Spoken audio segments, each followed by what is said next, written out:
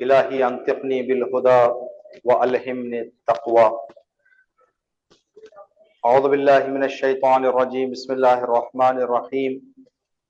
قال یا موسیٰ انی اصطفیتک علی الناس برسالاتی وبکلامی فخذ ما آتیتک وکن من الشاکرین۔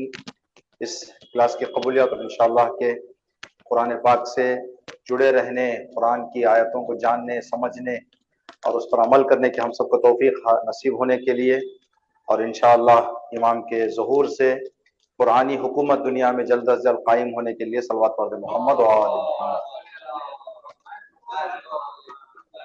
سورہ اعراف کی آیت نمبر 144 144، اس آیت کی انشاءاللہ آج آپ کی خدمت میں تفسیر عرض کرنا ہم چاہیں گے۔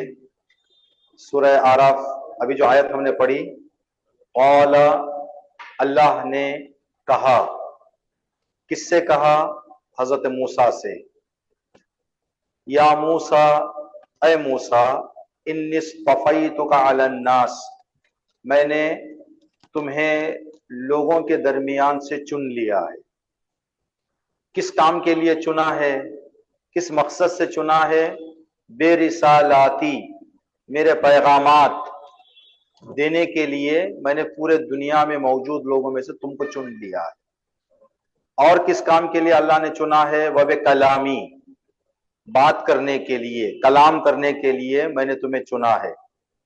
اب حضرت موسیٰ کو اللہ ہدایت دے رہا ہے کہ جو میں تمہیں دے رہا ہوں، جو مجھ سے کلام ہو رہا ہے تمہارا، جو میں بتا رہا ہوں، فخذ ما آتیتک، جو بھی میں تم کو دوں وہ مضبوطی سے تھام لو۔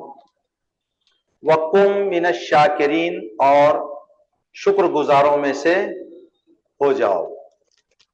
یہ آیت ہے آیت اللہ علامہ نجفی صاحب نے جو اس کا ترجمہ کیا ہے۔ اے موسیٰ، میں نے لوگوں میں سے اپنے آپ کو اپنے پیغامات اور ہم کلامی کے لیے منتخب کیا ہے، لہٰذا جو کچھ میں نے آپ کو عطا کیا ہے اس سے اخذ کریں اور شکر گزاروں میں سے ہو جائیں۔ یہ آیت کریمہ۔ اب جیسا کہ لاسٹ ویک بھی ہم نے آپ کی خدمت میں بتایا تھا کہ قرآن کو سمجھنے کے کچھ سٹیپس ہیں، کچھ مرحلے ہیں۔ ان میں سے ایک مرحلہ یہ ہے کہ جو الفاظ، جو ورڈز اللہ نے استعمال کیے ہیں ان پر ہمیں دقت کرنا ہے۔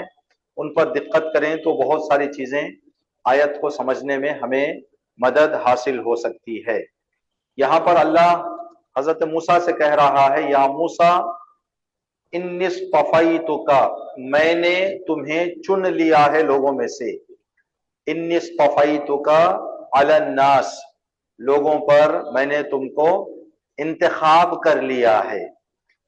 اب اسی طرح سے جو اللہ نے یہاں پر حضرت موسیٰ کے لیے اصطفیتک کا کلمہ استعمال کیا، استفاء اور انتخاب، اختیار کرنا۔ بعض آیتوں میں اللہ نے اختیار کا لفظ استعمال کیا، فاخترت، میں نے اختیار کیا۔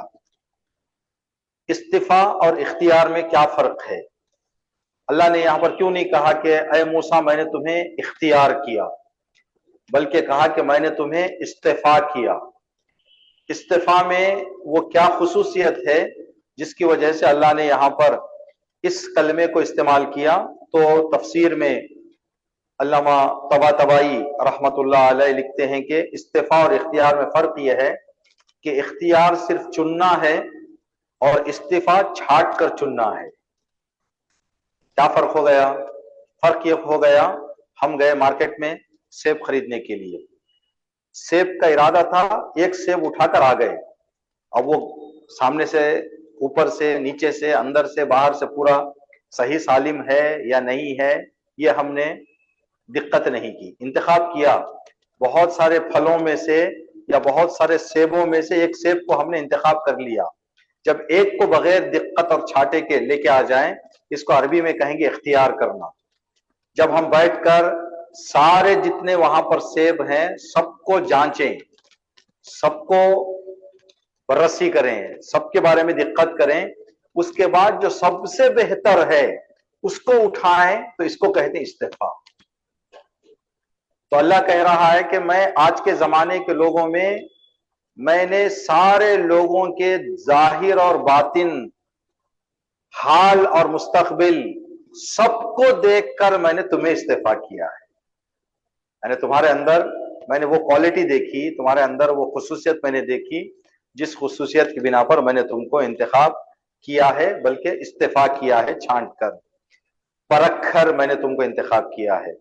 تو جب یہ آیت آج ہم پڑھ رہے تھے تو اپنے ماحول کے اعتبار سے اردو ماحول میں جو مجالس وغیرہ میں کچھ نکات بیان کیے جاتے ہیں تو ان نکات سے ہمارے جو آخری نبی ہیں اس نبی کا کیا نام ہے؟ محمد مصطفیٰ صلی اللہ علیہ وسلم.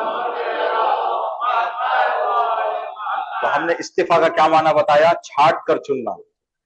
تو مصطفیٰ یعنی جس کو چھانٹ کر چنا گیا ہو اس کو کہیں گے مصطفیٰ. تو حضرت موسیٰ بھی مصطفیٰ ہو گئے. انی اصطفیتک، اے موسیٰ میں نے تم کو استعفا کیا. رسول کو بھی اللہ نے کہا میں نے تم کو استعفا کیا. تو پھر دونوں مصطفیٰ ہونے میں کیا حضرت موسیٰ اور نبی آخری نبی ہمارے برابر ہو گئے؟ نہیں، وہ بھی مصطفیٰ ہیں، یہ بھی مصطفیٰ ہیں. جب دونوں مصطفیٰ ہیں، ان کے دونوں کے مصطفیٰ ہونے میں کیا فرق ہے؟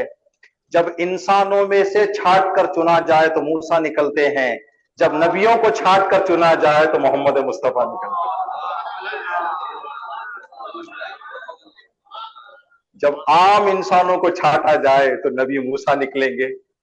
جب 1,24,000 انبیاء کو چھانٹا جائے تو آخری نبی نکلیں گے جنہیں اشرف الانبیاء والمرسلین ہونے کا ثواب ملا. دیکھیں، کوئی بھی انتخاب بغیر دلیل کے، یہ علم کہتا ہے کہ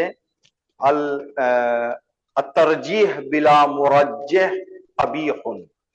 ٹھیک، ابھی ہم لوگ اتنے یہاں پہ بیٹھے ہوئے ہیں، یہاں بیٹھے ہوئے آدمی میں سے کوئی آدمی آ کر کسی کو ایک گفٹ دے کے چلا جائے، یا سمجھیں ابھی جو تبرک آپ نے لیا ہے اس تبرک کو اپنے فی الحال نہ رکھیں، کوئی دوسرا بندہ آئے تبرک لے کر سب کو چھوڑ کر ایک کو دے کر چلا جائے تو سب تعجب کریں گے کیا ہو گیا یہ آدمی کو، کیا وجہ سے اس نے اسی کو دے دیا. تو دین اور عقل علم کہتا ہے کہ بغیر کسی دلیل کے کسی آدمی کا انتخاب کرنا بری بات ہے. جب سب ایک کوالٹی کے ہوں، جب سب ایک برابر کے ہوں، ہاں بول کر انتخاب کریں کہ میں مثال مؤذن صاحب کو دینا چاہ رہا ہوں، میں قاری صاحب کو دینا چاہ رہا ہوں، میں مولانا صاحب کو دینا چاہ رہا ہوں، تو سب سمجھ جائیں گے کہ ارادہ ان کا مولانا کو دینے کا ہے، ارادہ ان کا مؤذن صاحب کو دینے کا ہے، اعتراض نہیں ہوگا.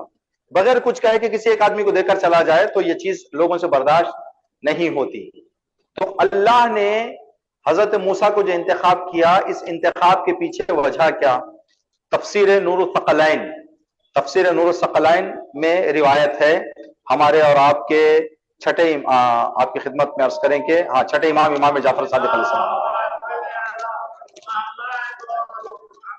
امام سے پوچھا گیا کہ یا مولا، اللہ نے حضرت موسیٰ کے زمانے کے لوگوں میں سے حضرت موسیٰ کو جو استعفا کیا، انتخاب کیا، اس کی وجہ کیا تھی؟ تو امام نے فرمایا اوحى اللہ عز وجل الی موسیٰ، اللہ نے حضرت موسیٰ سے وحی کی، بات کی.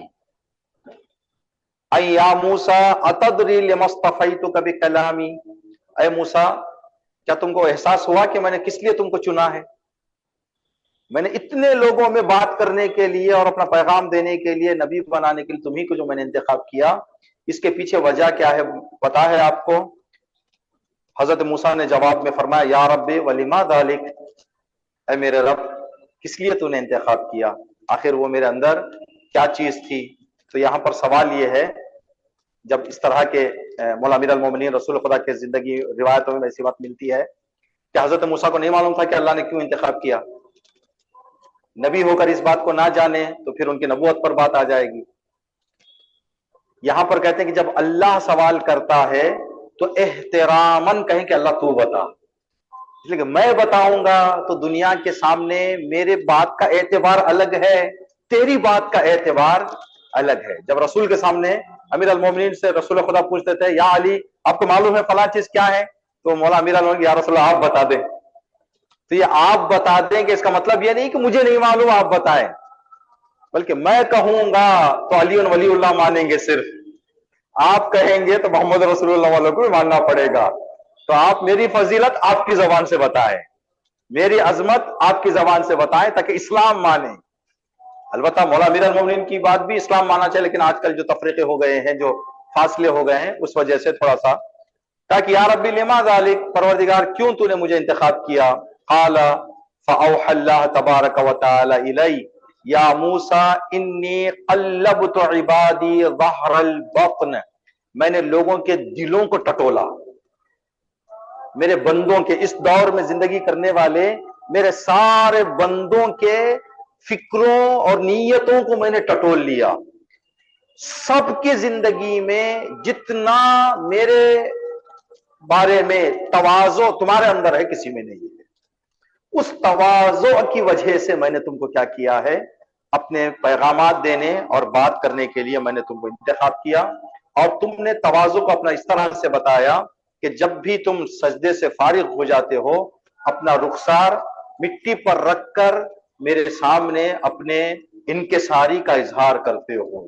تو اے موسیٰ, تمہارے تواضع کی وجہ سے, جو خلوص نیت کے ساتھ, سچے ارادے کے ساتھ جو تم میرے سامنے تواضع کر رہے ہو, اس لیے میں تمہیں اپنے پیغامات دینے کے لیے اور کلام کرنے کے لیے میں نے تم کو انتخاب کیا ہے. یہ روایت ہم نے پڑھی, تو ایک روایت ہم نے کچھ دن پہلے پڑھی تھی, ہم نے سوچا کہ تقریباً ٹاپک سے ریلیٹڈ روایت ہے تو وہ بھی آپ کی خدمت میں عرض کر دیں. 11ویں امام امام حسن عسکری علیہ السلام نے فرمایا, کہا کہ حضرت ابراہیم کو اللہ نے جو خلیل بنایا, حضرت ابراہیم کو خلیل انتخاب کرنے کے پیچھے وجہ کیا ہے, امام نے اس وجہ کو بتایا. انما اتخذ اللہ ابراہیم خلیلا, اللہ نے حضرت ابراہیم کو خلیل اس لیے بنایا کہ حضرت ابراہیم محمد و آل محمد پر زیادہ صلوات پڑھا کرتے تھے. لکثرت صلاتہ علی محمد و اہل بیتہ, سمجھیں درود پاک کی کتنی عظمت ہے کہ 11ویں امام فرما رہے ہیں حضرت ابراہیم ہم پر درود پڑھ کر خلیل بنے ہیں. اتنی زیادہ درود و سلام ہم پر پڑھا کرتے تھے حضرت ابراہیم کہ اللہ نے حضرت ابراہیم کو خلیل بنا دیا اس درود کی برکت سے, اس صلوات کی برکت سے. یہ روایت علل الشرائع کتاب میں موجود ہے. تو پہلا کلمہ جو اس آیت کا تھا, ان اصطفیتک, میں نے تمہیں استفا کیا ہے. استفا یعنی چھانٹ کر انتخاب کرنا. کیوں اللہ نے حضرت موسیٰ ہی کو استفا کیا؟ حضرت موسیٰ صدق دل اور خلوص کے ساتھ اللہ کی بارگاہ میں اپنے زمانے کے لوگوں میں سے سب سے زیادہ تواضع اور انکساری کرتے تھے, جس کی وجہ سے اللہ نے حضرت موسیٰ کو یہ انعام اور یہ جزا عطا کی کہ کلام کرنے کے لیے اور پیغام دینے کے لیے چن لیا. دوسرا جو کلمہ ہے, اللہ نے کہا کہ میں نے تم کو چن لیا ہے. کس کام کے لیے چنا ہے؟ بے رسالاتی و کلامی, اپنے پیغامات دینے کے لیے اور بات کرنے کے لیے. رسالاتی, میرے پیغامات سے کیا مراد ہے؟ وہ تمام چیزیں جو قوم کی ہدایت کے لیے ضروری ہوتی ہیں, آرڈرز ہیں یا وہ چیزیں جو منع کیے جاتے ہیں, نواہی ہیں, اخلاق کی باتیں ہیں, قانون ہیں, ہر وہ چیز جو ایک قوم کی ہدایت کے لیے ضروری ہے, وہ ساری چیزیں میں نے حضرت موسیٰ کو عطا کی ہیں. تو دیکھیں یہاں پر ایک بات ہے جس کا ذکر ہمارے درمیان, ہمارے ماحول میں, کلاسوں میں شاید ہو جائے, مجلسوں وغیرہ میں اس کا ذکر جو ہے وہ اس لیے کہ یہ دلیلوں کے ساتھ بڑے دقت کے ساتھ بیٹھ کر بات کی جائے تو سمجھ سکتے ہیں, ورنہ جو مجلسی ماحول ہوتا ہے, مجلسی ماحول میں ان باتوں کا مطرح کرنا, چھیڑنا مناسب نہیں ہے. ہم جو اللہ کو ایک مانتے ہیں, اللہ کو ایک ماننے کا جو نام دیا جاتا ہے وہ ہے توحید. توحید کے ڈپارٹمنٹس ہیں, اس کے کیٹیگریز ہیں. ہم کو اللہ کو جو ہم نے ایک مانا, کس چیز میں ایک مانے؟ تو کہتے ہیں کہ اللہ کو عبادت میں ایک مانو کہ عبادت صرف اللہ کی, استعانت مدد صرف اللہ سے. اس کے بعد قانون صرف اللہ کا. اس کو کہتے ہیں توحید عبادی، عبادت میں توحید ہونا چاہیے. توحید استعانت، مدد میں صرف اللہ سے ہونی چاہیے. اور توحید تشریعی، قانون صرف اللہ کا، کسی اور کا قانون بندہ فالو نہیں کرے گا اگر وہ اللہ کا بندہ ہے. تو آپ کی خدمت میں عرض کریں کہ توحید استعانت جو ہم صرف اللہ کی توحید کرتے ہیں، سورہ الحمد میں ہم یہ گواہی دیتے ہیں ایاک نعبد و ایاک، یہ توحید استعانت ہے. ہم صرف تجھ ہی سے مدد مانگتے ہیں اور تیری ہی بس عبادت کرتے ہیں. یہ اللہ کہہ رہا ہے کہ میں نے حضرت موسیٰ کو جتنے قانون کی ضرورت تھی لوگوں کی ہدایت کے لیے، وہ سب قانون میں نے موسیٰ کو دیے ہیں. یہاں اللہ نے یہ نہیں کہا کہ میں نے رسالات دے دیے، میں نے پیغامات دے دیے، بلکہ کہا میرے پیغامات میں نے دیے. کیوں میرے پیغامات؟ اس لیے کہ بندے اللہ کے ہیں. دنیا اللہ نے بنائی، بندوں کو اللہ نے پیدا کیا. جب بندے اللہ کے، دنیا اللہ کی، قانون بھی کس کا چلے گا؟ اللہ کا چلے گا. ٹھیک، اللہ کا قانون چلے گا. تو اس کی جو آج کی مثال اگر ہم دیں، سیمسنگ کمپنی کا موبائل اگر ہو تو گرچہ آئی فون سیمسنگ سے تھوڑا سا ماڈرن ہے، لوگ زیادہ اس کو قیمت قائل ہوتے ہیں، اس کی زیادہ اس کو اہمیت دیتے ہیں. ایپل کمپنی گرچہ بڑی ہے لیکن سیمسنگ کا قانون نہیں بتا سکتی. سیمسنگ کی کمپنی سیمسنگ کا قانون بتائے گی، ایپل کمپنی آئی فون کا قانون بتائے گی. تو جس نے بنایا ہے وہ قانون بتائے گا. تو انسان اور دنیا کو اللہ نے بنایا ہے تو قانون بھی کس کا ہوگا؟ اللہ کا ہی قانون ہوگا. ہم نے ایک ٹاپک اپنے یہاں علی چینل میں 3-4 جو ہے وہ اس کے یہ کیے تھے، پروگرام چلائے تھے، جس کا ٹاپک ہم نے دیا تھا علی چینل میں، اسلام ایک آسان دین. ہم کس کے قانون کو فالو کر رہے ہیں؟ اللہ کے. تو اللہ کا قانون سخت ہے یا آسان؟ اللہ کا قانون سخت ہے یا آسان؟ اے اللہ تو بتا، قانون بنانے والا تو ہمیں بتا، تیرا قانون آسان ہے یا مشکل؟ تو اللہ نے قرآن میں جواب دیا، یرید اللہ بکم اليسر ولا یرید بکم العسر. اللہ نے اپنے قانون نافذ کر کے تم پر تمہاری آسانی کا ماحول تیار کیا ہے، تمہیں مشکلات میں ڈالنے کا ارادہ نہیں ہے. ایک اور مقام پر اللہ نے فرمایا لا یکلف اللہ نفسا الا وسعها. خدا ہر بندے کو اتنی ہی ذمہ داری دیتا ہے جتنی وہ اٹھا سکتا ہے. انسان کی طاقت سے بڑھ کر اللہ ذمہ داری نہیں دیتا. آج ہم بحیثیت ایک مسلمان اسلام کو جو فالو کر رہے ہیں، اسلام سمجھیں، ایک مثال جو ہم سب جگہ جاتے ہیں تو یہ مثال دیتے ہیں، یہ اسلام، ہم اپنے بچوں کی شادیاں کرتے ہیں. آج شادی کرنا ماں باپ کے لیے پہاڑ بن گیا. یہ بہت بڑی چیلنج ہے شادی کا مسئلہ. شادی دینی کام ہے یا غیر دینی کام ہے؟ دینی کام. تو دینی کام آسان ہے یا مشکل؟ آسان. پھر مشکل کیوں ہو گیا؟ جب اللہ کے قانون کو سائیڈ میں رکھ کر ہمارے قانونوں کو داخل کر دیں گے مشکلات آ جائیں گے. اگر ہم سارے رسم و رواجوں کو ہٹا کر شادی اللہ کے قانون پر کریں تو بڑا آسان کام ہے. آج شادی مشکل کیوں ہو گئی؟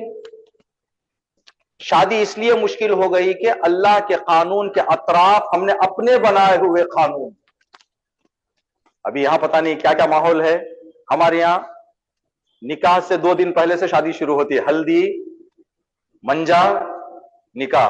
ہلدی کے دن پیلے کپڑے، وہ اوپر سے وہ چمکنے والا ہونا، نیچے سے دھمکنے والا ہونا، اوپر سے پھٹکنے والا. یہ کہاں سے آ گئے قانون؟ یہ ایک وہ چمکنے والا کپڑے کے لیے کتنا خون پسینہ کرتے ہیں، کتنے جھگڑے ہو جاتے ہیں. بیچارہ شوہر ساتھ جا رہا ہے، بیوی کہتی تھی چمکنے والا کپڑا نہیں ملا، تو جاتے جاتے کہتا محترمہ چلو گھر چلیں گے. ایک نکاح دیر کروایا جاتا ہے یا رکایا جاتا ہے، پریشانیوں میں ڈالا جاتا ہے. کیوں؟ کہ وہ دولہا کے ہاتھ میں باندھنے والا وہ یہ نہیں آیا دھاگا. بھائی کہاں سے لا لی یہ سب ہم چیزیں؟ یہ ساری جو پریشانیاں ہم آج دین کے نام پر سختیاں اٹھا رہے ہیں، اللہ کے قانون سے نہیں، ہمارے رسم و رواجوں سے ہے. ورنہ اللہ نے صاف اعلان کر دیا، قانون دنیا میں میرا اگر چلے تو آسان ہے. قانون اگر میرا چلے اللہ نے کہا کہ قانون میں نے بنایا ہے، میرے قانون کو اگر پیروی کرو گے تو آسانیاں ہی آسانیاں ہیں، ورنہ ابھی جتنے بھی ہمارے دینی کام ہیں، ہر دینی کام انسان کے لیے بہت ہی مشکل سے مشکل نظر آ گیا۔ ابھی محرم کی مجلسیں چل رہے، محرم سفر کی ایک مجلس کروانا شاید غریبوں کو خواب میں بھی سوچنے پڑ جائیں کہ ہم مجلس کروائیں گے، کیوں ہم نے اس لیے اتنا خرچہ بڑھا دیا مجلس کا کہ آج غریب مجلس کرنے سے پیچھے ہٹ جائیں گے۔ کیوں؟ اس لیے کہ اب یہ جو قانون آ گئے مجالس کے، یہ اللہ کے قانون ہیں، ہمارے بنائے ہوئے ہیں، ہمارے بنائے ہوئے ہیں۔ تو یہ فارمولا ہم آپ کی خدمت میں دیں گے، اس فارمولے کو ہمیشہ اپنے ذہن میں رکھیں، جہاں بھی کوئی کام کرتے ہوئے سختی لگے سمجھ جائیں ہمارے کچھ بنائے ہوئے قانون ہیں وہاں پہ۔ جس کام کو بھی کرتے ہوئے آسانی نظر آئے سمجھیں اللہ کا قانون ہے۔ اللہ نے کہا نماز کھڑے ہو کے پڑھو، یا اللہ میں طاقت نہیں ہے بیٹھ کے پڑھو، اللہ بیٹھنے کی بھی طاقت نہیں، لیٹ کر پڑھو، یا اللہ لیٹ کر بھی پڑھنے کے اشاروں میں پڑھو۔ کتنا آسان کر دیا اللہ نے۔ یا اللہ میں بھوک نہیں برداشت کر سکتا، جہاں تک برداشت کرتا وہاں تک برداشت کر کے چھوڑ دو، گناہ نہیں دوں گا تم کو۔ یا اللہ میں سفر پہ جا رہا ہوں، کہا تھک جاؤ گے روزانہ رکھو۔ یا اللہ میں غریب ہوں، مشکل نہیں، گھر میں رہ جاؤ، حج کا ثواب تم کو دے دوں گا، صرف نیت رکھو۔ کتنا آسان ہے دین، لیکن ہم نے جو مشکل بنا لیا ہے اپنے رسموں اور رواجوں سے ہے۔ تو اللہ نے کہا کہ میں اپنے قانون کے لیے موسیٰ کو میں نے انتخاب کیا ہے۔ قانون دین اللہ کا تو قانون بھی اللہ کا چلے گا۔ وَبِكَلَامِي اپنے سے کلام کرنے کے لیے، خدا حضرت موسیٰ سے باتیں کرنے کے لیے حضرت موسیٰ کو اللہ نے انتخاب کیا۔ سورہ شورا قرآن کریم آیت نمبر 51 میں اللہ فرماتا ہے کہ اللہ کسی بھی انسان سے اگر بات کرنا چاہے تو 3 طریقوں سے بات کرتا ہے۔ وَمَا كَانَ لِبَشَرٍ أَن يُكَلِّمَهُ اللَّهُ کسی بھی آدمی سے اللہ بات نہیں کرتا مگر 3 راستوں سے، إِلَّا وَحْيًا یا یہ کہ اس کے دماغ میں کوئی بات ڈال دیتا ہے، اس کے دماغ میں کوئی مطلب ڈال دیتا ہے، أَوْ مِنْ وَرَاءِ حِجَاب یا یہ کہ پردے کے پیچھے سے اللہ بات کرتا ہے، او یرسل رسولا یا یہ کہ جبرائیل کو بھیج دیتا ہے۔ اللہ کے بات کرنے کے 3 چینل ہیں، یا دماغ میں فکر ڈالتا ہے، یا کسی پردے کے پیچھے سے بات کرتا ہے اللہ، یا یہ کہ فرشتے کو بھیج دیتا ہے۔ فیوحی باذنہ فرشتہ وہی لے کر آتا ہے۔ تو حضرت موسیٰ سے جو اللہ نے بات کی، کیا فکر ڈالی اللہ نے؟ اب یہاں پر علماء کے درمیان گفتگو ہے، مفسرین کے درمیان۔ اللہ نے جو کہا میں موسیٰ سے میں نے کلام کے لیے موسیٰ کو انتخاب کیا، فرشتوں کو بھیج کر اگر ہے تو سب نبیوں کے ساتھ ہوا یہ، تو اب فرشتے کو بھیج کر تو نہیں ہے، 2 راستے بچ گئے، یا یہ کہ فکر اللہ نے حضرت موسیٰ کے ذہن میں ڈالی، یا یہ کہ پردے کے پیچھے سے گفتگو کی۔ یہ دونوں کو مفسرین مانتے ہیں، پہلے کو بھی مانتے ہیں مفسرین، دوسرے کو بھی مانتے ہیں۔ پہلا یہ کہ حضرت موسیٰ کے ذہن میں جو حقائق پر پردے تھے اللہ فکر ڈال کر ان پردوں کو اٹھا دیتا تھا، اور حضرت موسیٰ کو بہت ساری چیزیں واضح ہو جاتی تھی، جان جاتے تھے۔ اور دوسرا یہ کہ حضرت موسیٰ کسی درخت کے قریب جاتے، اللہ بلاتا درخت کے قریب، درخت سے آواز آتی یا پہاڑ سے آواز آتی، اس طرح سے پردے کے پیچھے سے اللہ کلام کرتا تھا حضرت موسیٰ سے۔ تو یہاں بعض لوگوں نے ایک سوال سامنے کھڑا کیا، وہ سوال یہ کہ درخت سے جو آواز نکلی وہ کس کی آواز؟ ٹھیک، اگر ہم کہیں اللہ کی آواز تو انہوں نے کہا کہ آواز بغیر زبان کی نہیں نکلتی، زبان رہنے کے لیے دہان کا ہونا ضروری ہے، دہان کے لیے سر کا ہونا ضروری ہے، سر کے لیے بدن کا ہونا ضروری ہے۔ اگر ہم کہیں کہ آواز اللہ کی تو پھر یہ بھی کہنا پڑے گا کہ اللہ کا جسم ہے، اللہ کی بھی ویسی زبان ہے جیسی انسانوں کی زبان ہے، اللہ کا بھی ویسا ہی دہان ہے، منہ ہے جیسے انسانوں کا منہ ہے، تو یہ بہت بڑا مسئلہ بن جائے گا۔ تو اگر آواز اللہ کی نہیں ہے تو کس کی آواز ہے؟ جنہوں نے سوال کیا ہے انہوں نے جواب نہیں دیا، لیکن جواب ہمارے پاس موجود ہے۔ معراج کو بلا کر اللہ نے جس کے کلام میں جس کی زبان سے بات کیا اسی کی زبان سے بات کیا۔ کس کی باتیں تھی؟ آواز کس کی تھی؟ ارادہ اللہ کا تھا، زبان علی کی تھی۔ حضرت موسیٰ کا ایک آغا علوی نژاد ایران کے ایک مشہور خطیب ہیں، ان سے ہم نے واقعہ سنا، ویڈیو کلپ بھی آج ان کی موجود ہے، اس کی آڈیو اور ویڈیو کلپ۔ کہ حضرت موسیٰ کو جب کوہ طور پر بلایا تو جو کوہ طور کے ریت کے دانے تھے، ریت کے دانے کچھ گنگنا رہے تھے۔ حضرت موسیٰ نے غور سے سنا یہ کیا گنگنا رہے ہیں، تو حضرت موسیٰ کو پتہ نہیں چلا کیا گنگنا رہے ہیں، تو سوال کیا یا اللہ یہ سارے طور کے ریت کے دانے کیا گنگنا رہے ہیں؟ تو اللہ نے کہا میں ان کو حکم دوں گا تھوڑا سا بلند آواز سے گنگنائے، سن لو کیا گنگنا رہے ہیں۔ حکم پروردگار سے ریزوں نے اپنی آواز زیادہ کی تو حضرت موسیٰ نے غور کیا تو سارے طور کے دانے کہہ رہے تھے یا علیو یا علیو یا علیو صلی اللہ۔ تو حضرت موسیٰ درخت سے آواز آتی تھی، ارادہ اللہ کا ہوتا تھا، آواز اہل بیت کی یا رسول کی، ہم نمونہ معراج کا ہمارے سامنے موجود ہے۔ اس کے بعد ایک روایت آپ کی خدمت میں یہاں پر عرض کرنا چاہیں گے، جو تفسیر عیاشی میں ایک کتاب ہے، ایک تفسیر ہے تفسیر عیاشی۔ تفسیر عیاشی میں امام نے اس آیت کو ایک مطلب کے ذیل میں ذکر کیا۔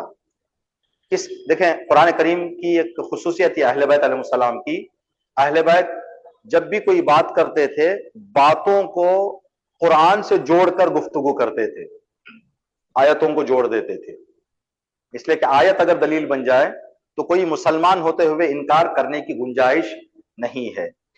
یہ روایت چھٹے امام سے ہے، امام نے فرمایا انما مثل علی ومثلنا من بعدہ من هذه الامہ کمثل موسی النبی، کا ہم 12 اماموں کی مثال موسیٰ پیغمبر جیسی ہے۔ ہماری زندگیوں میں ایک مسئلہ ہے جو مسئلہ حضرت موسیٰ کے مسئلے جیسا ہے، وہ کیا ہے؟ تو یہاں پر امام نے فرمایا کہ حضرت موسیٰ کو اللہ نے کیا کہا؟ حضرت موسیٰ کو اللہ نے کہا موسیٰ میں تمہیں اپنے کلام کے لیے انتخاب کر رہا ہوں اور اپنے پیغام تم کو دے رہا ہوں۔ حضرت موسیٰ سارا لے لیے، کہا فخذ جو میں دے رہا ہوں وہ لے لو، حضرت موسیٰ نے لے لیا۔ پھر اللہ نے کہا کہ موسیٰ اگر اور زیادہ چاہتے ہو خضر کے پاس جاؤ۔ اللہ نے کہا کہ عالم کے پاس جاؤ۔ تو سارا علم حضرت موسیٰ رکھتے ہوئے کچھ ایسی اور کمی رہ گئی تھی اور ایسی گنجائش تھی جس کو حاصل کرنے کے لیے حضرت موسیٰ حضرت خضر کے پاس گئے۔ تو حضرت موسیٰ حضرت خضر کے پاس گئے اور وہ کچھ سیکھا جو سیکھنا تھا۔ اس کے بعد حضرت خضر کے پاس وہ علم تھا جس علم کی تاب موسیٰ پیغمبر میں نہیں تھی، دونوں نبی، لیکن جو علم خضر پیغمبر کے پاس تھا اس کو برداشت کرنے کی طاقت موسیٰ پیغمبر میں نہیں تھی۔ کیسے؟ کہا کہ جب خضر پیغمبر سے میں آپ کے ساتھ چلنا چاہتا ہوں کچھ سیکھنے کے لیے، تو خضر پیغمبر نے پہلے ہی بتا دیا کہ جو میں بتاؤں گا اس چیز کو سہنے کی طاقت آپ کے پاس نہیں ہے۔ تو حضرت موسیٰ نے کہا انشاءاللہ میں صبر کروں گا، میں برداشت کروں گا۔ تو 3 کام حضرت موسیٰ کے ساتھ حضرت خضر جاتے جاتے انجام دیے۔ ایک ٹوٹی ہوئی دیوار کو صحیح کیا، ایک جوان لڑکے کا قتل کیا، ایک کشتی کا سوراخ کیا۔ جب یہ 3 کام کیے تو پہلے کام پر حضرت موسیٰ نے کہا یہ کیا کر رہے ہیں؟ کہا میں نے نہیں کہا کہ برداشت نہیں کرو گے، کہا نہیں اب کچھ نہیں کہوں گا۔ دوسرے مقام پر پہنچے، یہ کیا کر رہے ہیں؟ کہا میں نے نہیں کہا۔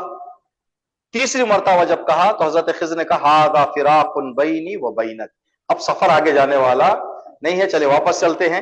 کہا ٹھیک ہے واپس چلے جائے، وہ فلسفہ تو بتائے کہ کیوں آپ نے یہ 3 کام کیے، جوان کو کیوں قتل کیا آپ نے؟ کہا کہ جوان آئندہ جا کر اپنے ماں باپ کے کفر کا سبب بننے والا تھا، تو جس کفر کو بچانے کے لیے اس کے اللہ کی طرف سے یہ حکم ہوا کہ اس کا میں قتل کروں۔ دیوار کیوں کھڑا کی؟ دیوار اس لیے کہ یہ دیوار کے نیچے خزانہ ہے جو 2 یتیم بچوں کا ہے، وہ خزانے کے لیے۔ کہا کشتی کو کیوں سوراخ کی؟ کہا کشتی کچھ غریبوں کی اور کچھ یتیموں کی ہے، بادشاہ لوٹنے کے لیے آ رہا تھا، جو بھی اچھی کشتی تھی وہ لے کے چلا جاتا، میں نے کشتی کو سوراخ کیا تاکہ اس کے سوراخ کی وجہ سے ان کا مال بچ جائے۔ حضرت موسیٰ کے پاس امام نے فرمایا جو علم نبیوں کے پاس نہیں تھا، جیسے موسیٰ کو خضر کے پاس بھیجا، اللہ نے ہمارے در کو بھیجا۔ اب یہ لوگوں کی بدبختی اور لوگوں کی بدقسمتی ہے کہ وہ ہم سے آ کر پوچھتے نہیں ہیں، اور ہم بتاتے ہیں تو لینے کے لیے تیار نہیں ہے۔ کہا کہ موسیٰ پیغمبر، ہماری مثال موسیٰ پیغمبر کے جیسی ہے۔ یہاں پر ایک اور روایت، اس لیے کہ الحمدللہ ہم 3 سال پہلے آئے تھے تو اسی مسجد مقدس جگہ پر بیٹھ کر یہ تفسیر ہم نے بیان کی تھی، آج بھی آئے ہیں تو الحمدللہ مسلسل سلسلہ چل رہا ہے اور آپ حضرات بڑے شوق سے آ رہے ہیں۔ تو لاسٹ ویک ہم نے بتانے کا ارادہ کیا تھا، تو آج ایک روایت آپ اس کلاس کی ویلیو جاننے کے لیے کتاب اصول کافی جلد نمبر 2 صفحہ نمبر 602، اس کتاب میں ایک روایت لکھی ہوئی ہے۔ ایک چاپٹر شیخ کلینی نے رکھا ہے جس چاپٹر کا نام کتاب فضل القرآن، قرآن کی فضیلت کا چاپٹر۔ اس کتاب میں ہمارے اور آپ کے چھٹے امام جعفر صادق علیہ السلام سے روایت ہے، امام نے فرمایا ان الدواوین یوم القیامت ثلاثۃ، ہر بندے کے ہاتھ میں جب وہ قبر سے اٹھے گا اور اللہ کی عدالت میں جائے گا، ہر بندے کے ہاتھ میں 3 کتابیں ہوں گی۔ دیوان فیہ النعم، ایک کتاب ہوگی جس میں اللہ کی ساری نعمتیں لکھی ہوں گی کہ بندے کو میں نے کیا کیا نعمتیں دی۔ وَدِیوَانٌ فِیہِ الْحَسَنَاتِ، دوسری کتاب ہوگی جس میں انسان کے نیک کام لکھے ہوں گے کہ اس نے کیا کیا نیک کام انجام دیے۔ وَدِیوَانٌ فِیہِ السَّیِّئَاتِ، اور تیسری کتاب ہوگی جس میں انسان کی خطائیں اور گناہ معصیت لکھے ہوں گے۔ فَیُقَابَلُ بَیْنَ دِیوَانِ النِّعَمِ وَدِیوَانُ الْحَسَنَاتِ، تو کتاب نعمت کی کتاب اور عبادتوں کی کتاب کو جوڑ کر دیکھا جائے گا تو جتنی نعمتیں بندے نے لی ہیں یا تو اس کے لگ بھگ عبادتیں اس نے کی ہیں، تو کہا کہ نعمتوں کے برابر کی عبادتیں ہو گئی۔ اب گناہوں سے بچنے کا راستہ کیا ہے؟ اب آدمی رہ جائے گا، اس کے ہاتھ میں گناہوں کی کتاب رہ جائے گی، اب ان گناہوں کے عذاب سے بچنے کے لیے راستہ ڈھونڈنا ہے آدمی کو۔ امام نے فرمایا فَيَبْقَى دِیوَانُ السَّیِّئَاتِ، گناہوں کا دفتر ہمارے ہاتھ میں باقی رہ جائے گا۔ فَيُدْعَى بِابْنِ آدم الْمُؤْمِنِ لِلْحِسَابِ، آدمی کو آواز دی جائے گی اللہ کی عدالت میں حساب کے لیے حاضر ہو جاؤ۔ اب بندہ کون سی کتاب لے کے جا رہا ہے؟ ایک کتاب، حسنات کی کتاب، نعمتوں کی کتاب کے مقابل میں لے لی گئی، اب رہ گئی صرف گناہوں کی کتاب۔ اب گناہوں کی کتاب لے کر اللہ کی عدالت میں پہنچ رہا ہے بندہ۔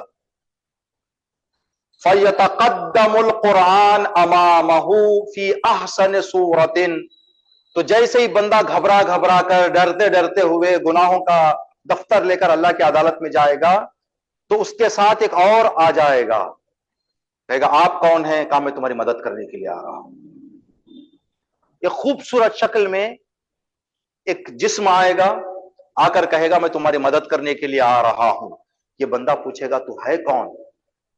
وہ کہے گا تو وہ قرآن ہے جو دنیا میں پڑھا کرتا تھا مجھے، میں تیری مدد کے لیے یہاں پہنچ گیا ہوں۔ فیقول، قرآن اللہ سے خطاب کر، یا ربی، اے میرے معبود، اے میرے پروردگار، انا القرآن، میں تیری بھیجی ہوئی مقدس کتاب قرآن ہوں۔ وَهَذَا عَبْدُكَ الْمُؤْمِنِ، یہ جو کھڑا ہوا ہے تیرا بندہ ہے۔ قَدْ كَانَ يُتْعِبُ نَفْسَهُ بِتِلَاوَتِي وَيُطِيلُ لَيْلَهُ بِتَرْتِيلِ، پروردگار جب سب مجھے چھوڑ کر چلے جاتے تھے یہ مجھے لے کے بیٹھ جاتا تھا، تھکا ہوا ہوتا تھا لیکن کبھی کبھی مجھے پڑھ لیا کرتا تھا۔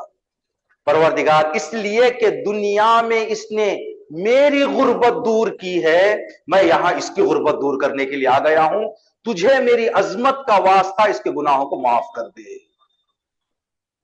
جیسے ہی قرآن شفاعت کرے گا آ کر روز قیامت تو اللہ کی آواز آئے گی، فیقول العزیز الجبار، خداوند عالم کہے گا عبدی، اے میرے بندے، ابسط یمینک، اپنے داہنے ہاتھ کو، اپنے سیدھے ہاتھ کو کھول دے، جب بندہ کھول دے گا تو کہے گا فرشتوں سے کہ اس کے سیدھے ہاتھ میں میری مرضی رکھ دو، اس کے بائیں ہاتھ میں میری رحمت رکھ دو، اس لیے کہ قرآن نے اس کی فریاد رسی کر لی ہے، قرآن نے اس کی شفاعت کر لی ہے۔ اسی لیے ہم کوشش کریں حتی الامکان جہاں تک ہو سکے۔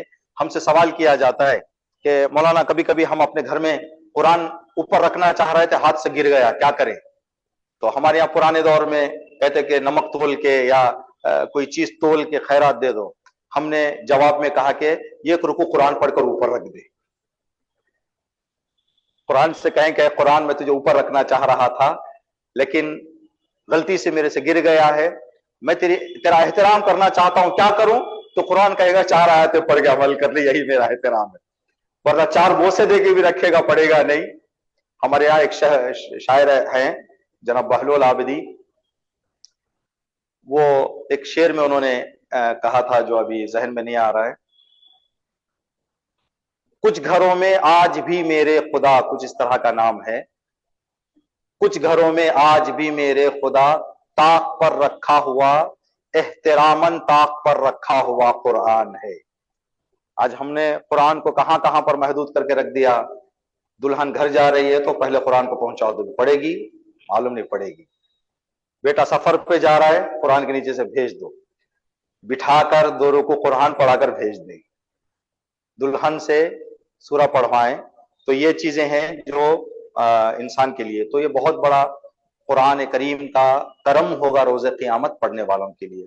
ہے وقت یار؟ جی انشاءاللہ خداوند عالم ہمیں اور آپ کو قرآن کریم پڑھنے، سمجھنے اور عمل کرنے کی توفیق عطا فرمائے انشاءاللہ۔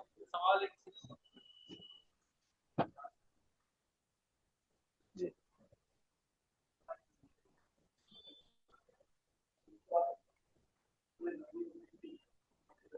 جی نہیں، حضور کے لیے جو کہا گیا ہے، خود مولا امیر المومنین نے کہا کہ جب مولا امیر سے پوچھا گیا کہ یا علی آپ کی کیا رسول کے مقابلے میں آپ کا کیا رتبہ ہے، کہا مجھے فخر ہے کہ میں محمد کے بندوں میں سے ایک بندہ ہوں، انا عبد من عبید محمد۔ ٹھیک، تو یہ چیز جو آپ کہہ رہے ہیں، ہم اس چیز میں کسی نے آپ کا جو سوال ہے اس کو ہم دوسرے رخ سے یہ کر سکتے ہیں۔ کوئی آدمی آ کے اماموں سے سوال کرتا تھا، مولا میرا گھر ایک ایسی جگہ ہے جہاں سے مشہد کا راستہ بھی برابر ہے، کربلا کا راستہ بھی برابر ہے، ان 2 میں سے ثواب کس کا زیادہ ہے مجھے بتائیں تاکہ میں وہاں چلا جاؤں۔ سوال ہوتے تھے بندوں کے۔ امام نے فرمایا جو ثواب امام رضا کی زیارت کا ہے وہی ثواب ہمارا اول آخر سب برابر ہے، لیکن کربلا کی زیارت سے غافل نہ ہو، اس لیے کہ کربلا کی زیارت کے پیچھے ایک مقصد ہے، اس مقصد کے خاطر کربلا کی زیارت کو اہمیت زیادہ دو۔ 10ویں امام کا واقعہ ہے، 10ویں امام جب سامرا میں تھے تو آپ کی طبیعت ناساز ہو گئی، تو آپ نے اپنے ایک چاہنے والے کو بلایا، پیسہ دے کر کہا کہ یہ پیسہ لو، کربلا جا کر میرے دادا میرے جد کے روزے میں قبر کے سامنے بیٹھ کر میری شفا کے لیے دعا کرو۔ تو بندے نے کہا مولا آپ امام وقت ہوتے ہوئے آپ کی شفا کے لیے کربلا بھیج رہے ہیں؟ کہا کہ میرے جد کی عظمت تم کو نہیں معلوم، ہم چاہتے ہیں کہ کربلا کی عظمت دنیا کے سامنے ظاہر ہو، رونما ہو۔ ابھی جو 40 کے حوالے سے جو پیدل جائیں گے ظاہر، انشاءاللہ خدا ان کی زیارت قبول فرمائے۔ ایک بندہ کہتا ہے کہ میں کسی کام سے چھٹے امام کی خدمت میں پہنچا ملاقات کے لیے، تو میں نے دیکھا کہ امام نماز میں موجود ہیں، نماز ختم ہو گئی امام کی، تو سجدہ شکر میں سر رکھ کر امام نے دعائیں طلب کرنا شروع کی۔ تو میرے ذہن میں یہ خیال آیا کہ امام سجدہ شکر میں اللہ سے کیا مانگتے ہوں گے، جا کر سنوں تو صحیح۔ آہستہ سے جا کے میں نے اپنے سر کو جھکایا تاکہ امام کے جملے سنوں، تو میں نے امام کے زبان سے، چھٹے امام کے زبان سے یہ جملے سنے، پروردگار زائر حسین جو پیدل جاتے ہیں ان کے پیروں پر آنے والے چھالوں کا واسطہ اور ان کے بدن پر بیٹھنے والی دھول کا واسطہ۔ اب میرا بدن کانپنے لگا، آخر امام حسین کے ساتھ کوئی بندہ جڑ جاتا ہے تو کتنا بلند ہو جاتا ہے کہ اس کا واسطہ امام وقت اپنے سجدے میں دیتے۔ تو یہ چیز کہ ہم وہ افضل، یہ ان چیزوں کو روایتوں میں جو ڈھونڈا جاتا ہے اس پر زیادہ جو ہے وہ غور نہ کریں، تو یہ پتہ اس لیے کہ اہل بیت نے کہا کہ ہمارے خاندان کے بچوں کو اپنے بچوں سے کمپائر نہ کرو، لا یقاس بنا احد، ہمارے سے کوئی آدمی مقایسہ نہیں کر سکتا. جیسے ہم آپ کی خدمت میں عرض کریں، ابھی یہ ایام 3 سال کی بچی کا ہم ذکر کر کے رو رہے ہیں، ہمارے 3 سال کے بچیوں کو باتیں بھی صحیح سے نہیں آتی. تو ہم کربلا کی ایک بہت بڑی عظمت، بہت بڑی فضیلت جناب سکینہ ہے. تو ہم ہمارے بچوں کی ایج دیکھیں، جناب سکینہ کی دیکھیں، تو بعض لوگ یہ کنفیوز ہو جاتے ہیں کہ بھائی 3 سال کی بچیاں تو وہ جو بولتے ہیں بڑا چڑھا کے شاید بولتے ہوں گے، اتنا سب کچھ کہاں سے ہوتا ہے. تو اماموں نے ان سوالات کو دور کرنے کے لیے کہا کہ تمہارے بچوں کو ہمارے بچوں سے نہ ملاؤ، تمہارے بچوں کو ہمارے بچوں سے نہ ملاؤ. اس کی واضح مثالیں جو ہیں، جب امام کی خدمت میں ایک بندہ آیا، آ کر یہ سوچ رہا تھا، جیسے سمجھے ہندوستان سے گیا تھا، وہ کسی ملک سے گیا تھا، وہ امام کی خدمت میں پہنچ کر سوچنے لگا کہ امام تو عربی ہیں، میں کیسے امام کو اردو میں سمجھاؤں. اب کوئی ٹرانسلیٹر کو لے کے جاؤں ساتھ کہ امام کو. جیسے امام کی خدمت میں پہنچا، امام السلام علیکم، کیا حال ہے؟ اچھا آپ کو اردو آتی ہے؟ کہا وہ امام ہو ہی نہیں سکتا جو زبان نہ جانتا ہو دنیا کے. مولا آپ؟ کہا کہ مولا مجھے عربی بہت پسند ہے لیکن کوشش کیا میں سیکھ نہیں پایا. امام نے کہا دل سے ارادہ ہے سیکھنے کا؟ کہاں. کنکر اٹھاؤ. امام نے اپنے دہان میں رکھ کر اس کو دے دیا، اپنے زبان میں رکھ لو. جیسے ہی کنکر اس کے زبان میں گیا، بلبل کی طرح عربی بولنے لگا. جب امام کے زبان سے ٹچ ہو کر ایک کنکر بندے کے زبان میں چلا جائے تو اس کے اندر یہ انقلاب آ جاتا ہے جس کو حسین سینے پہ سلا لے. جو حسین کے گود کی پلی ہو، اب اس کو ہم کہیں ہمارے 3 سال نہیں، یہ سب خیالات نہیں. جو کچھ ہم نے کہا سمعا و طاعتا، حسین کی بچی ہے، سب بچیوں سے الگ ہے. جو کچھ ہوا ہے وہ حقیقت ہے. ہاں جو کتابوں کے دائرے میں اور اس حد تک ہوتا ہے. جی اگر کوئی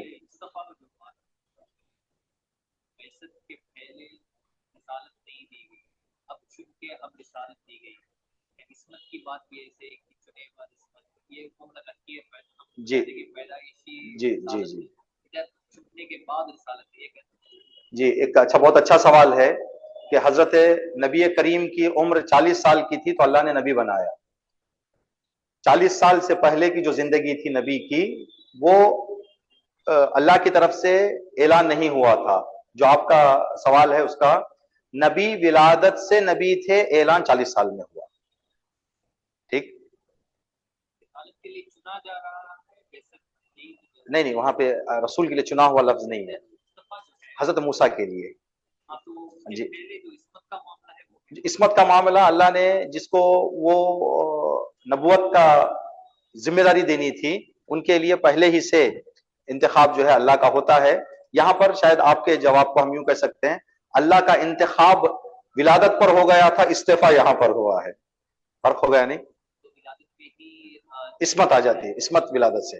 ہمارا عقیدہ شیعہ عقیدہ، دوسرے مذاہب کا یہ عقیدہ نہیں ہے.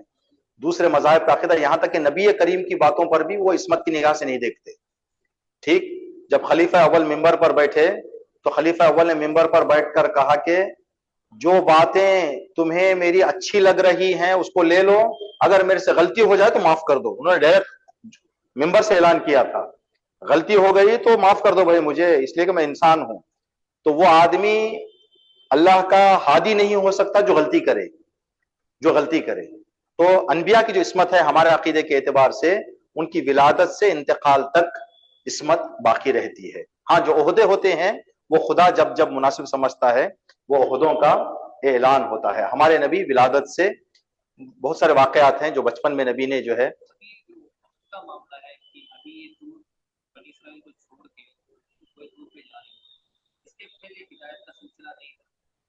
جی وہ چیز تیار کرنے کے لیے، جیسے نبی کریم کی زندگی میں 40 سال جو اللہ نے مہلت دی تھی، ٹائم دیا تھا، وہ نبی کی صداقت، امانت اور دیگر نیک صفات لوگوں کے سامنے ظاہر ہو جائیں، جو ظاہر ہو گئیں. زمانے جاہلیت میں لوگ آ کر اپنے امانتوں کو جب سفر پہ جاتے تھے نبی کے پاس رکھ کر جاتے تھے. اور نبی نے جب نبوت اعلان کرنے سے پہلے کہا تھا کہ اگر میں کہوں کہ فلاں پہاڑ کے پیچھے سے ایک لشکر تم پر حملہ کرنے کے لیے آ رہا ہے تو تم کیا کہو گے؟ کہا کہ اس لیے کہ آپ کی ایک بات بھی آج تک ہم نے جھوٹی نہیں دیکھی ہے، ہم یقین کر لیں گے کہ وہ لشکر آ رہا ہے۔ جب نبی نے یہ ان سے تائید لی، پھر کہا کہ اللہ نے مجھے نبی بنا کر بھیجا ہے۔ ٹھیک، جی جی، وہاں پر نبوت، یہاں پر جو تھا، جو ابھی اس میں توریت دی گئی، وہاں پر نبوت اس کے بعد جب وہ مصر سے کنعان چلے گئے تھے، کنعان سے آتے ہوئے وہ نبی بن گئے تھے۔ جب راستے میں وہ آگ کا جو واقعہ تھا، آگ جلتے ہوئے دیکھا، گئے تو نبوت لے کر آئے، اس سفر میں تورات لے کر آئے، توریت۔ اب اس سفر میں جو ہے خود یہ جو کہا برسالاتی، یہ آسمانی کتاب دی گئی، قانون دیا گیا۔ ابھی آیت اللہ محسن قراتی نے بھی کہا ہے، جب بنی اسرائیل کو فرعون کے ظلم سے نجات دے دیا تو نئی جب آبادی بسائی جاتی ہے تو قانون چاہیے، نبوت دے کر فرعون کے ہاتھ سے ان کو بچایا، جب بچ گئے تو قانون دینے کے لیے بلایا۔ الوا، وہ اس کے بعد والی آیت ہے۔ جی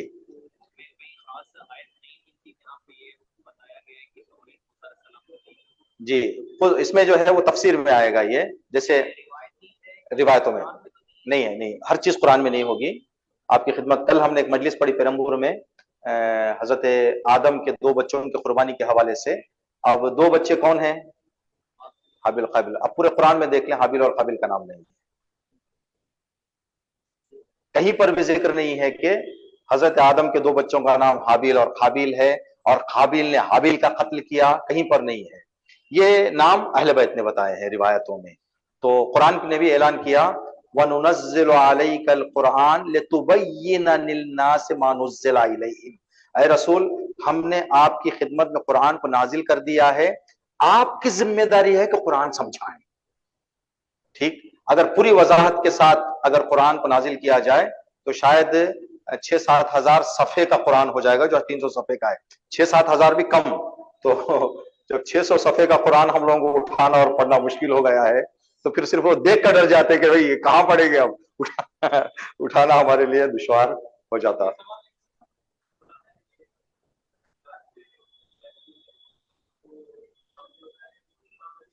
جی جی جی، اچھا سوال ہے آپ کا۔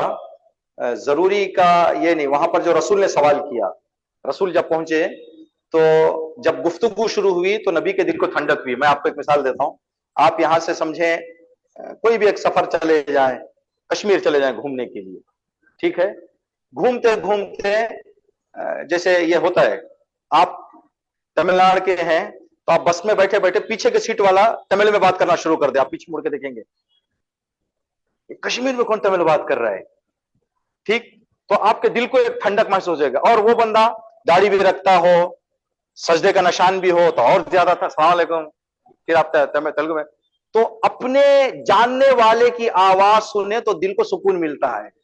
تو سفر پر نبی گئے تھے معراج کے، تو ایک نئی جگہ تھی، تو وہاں ایسے کی بات کرنی تھی جس کی بات سن کر نبی کے دل کو ٹھنڈک ملے، تو اللہ نے امیر المومنین کا انتخاب کیا، اس لیے کہ امیر المومنین رسول خدا سے زیادہ مانوس تھے، زیادہ قریب تھے۔ تو خود رسول نے پوچھا کہ میں تو یہاں علی کی آواز سن رہا ہوں، تو اللہ نے کہا کہ اے رسول، میں نے دنیا کو ڈھونڈا، جس کی آواز سن کر آپ کے دل کو سکون ملے وہ علی کو پایا، تو میں نے علی کی آواز دی۔ یہ روایت۔ اللہم صلی علی محمد وآل محمد وعجل فرجہم۔ اللہم زین اخلاقنا بزینت القرآن۔ پروردگارہ، ہمارے اخلاق کو قرآنی اخلاق سے مزین اور سدھارنے سنوارنے کی ہم سب کو توفیق عطا فرما۔